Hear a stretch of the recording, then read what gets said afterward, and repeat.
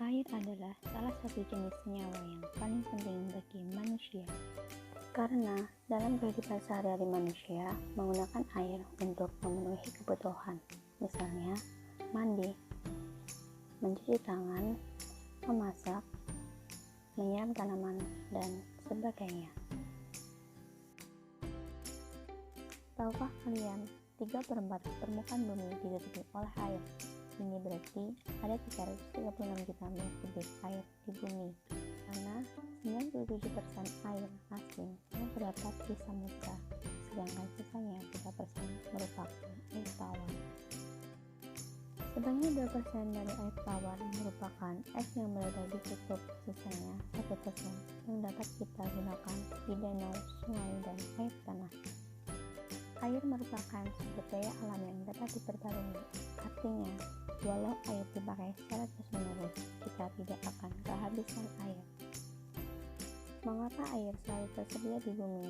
Hal ini terjadi karena adanya siklus air.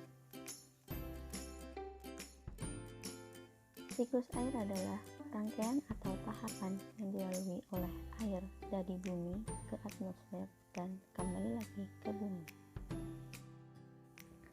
Secara garis besar, siklus air melalui 3 tahapan, yaitu penguapan,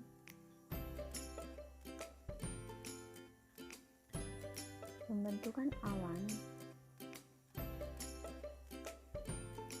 hujan. Siklus air tidak pernah berhenti dari atmosfer melalui kondensasi, presipitasi, evaporasi, dan transpirasi, yang artinya air yang ada di bumi menguap menjadi awan, terus turun lagi sebagai hujan atau embun. Hal itulah yang menyebabkan volume air di bumi itu relatif sama dari tahun ke tahun. Hal ini akan terjadi secara terus-menerus mengikuti tahapan dalam siklusnya. Siklus air dimulai dengan terjadinya penguapan dari permukaan laut. Ketika kelembapan udara meningkat, udara akan lebih dingin dan uap air mengandung membentuk awan.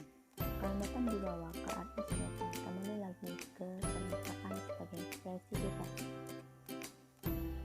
Ketika air mencapai tanah, proses yang terjadi yaitu 1. Air akan menguap kembali ke atmosfer. 2. Air akan menembus permukaan tanah dan menjadi air tanah. Air akan merembes ke lautan, sungai, dan sampai ke lautan, atau akan kembali lagi ke atmosfer sebagai transpirasi. Evaporasi merupakan proses di mana air yang ada di laut menguap karena adanya pemanasan dari sinar matahari. Dalam hal ini, air diubah menjadi uap air atau gas sehingga bisa naik ke atmosfer. Transpirasi merupakan proses yang serupa dengan evaporasi. Hanya saja, proses penguapan ini terjadi pada jaringan makhluk hidup seperti tumbuh-tumbuhan. Kondensasi merupakan proses di mana berubahnya uap air di atmosfer menjadi partikel es yang sangat kecil di suhu yang rendah. Partikel es tersebut saling mendekat satu sama lain sehingga akan mengubah sebagai awan. Sebutan lain dari presipitasi adalah hujan, yaitu proses saat titik-titik air dari awan jatuh ke bumi. Yang terjadi saat awan sudah menampung terlalu banyak air dan awan menjadi semakin besar. Saat awan tidak lagi mampu menampung air atau uap air, maka akan terjadi hujan salju atau hujan es.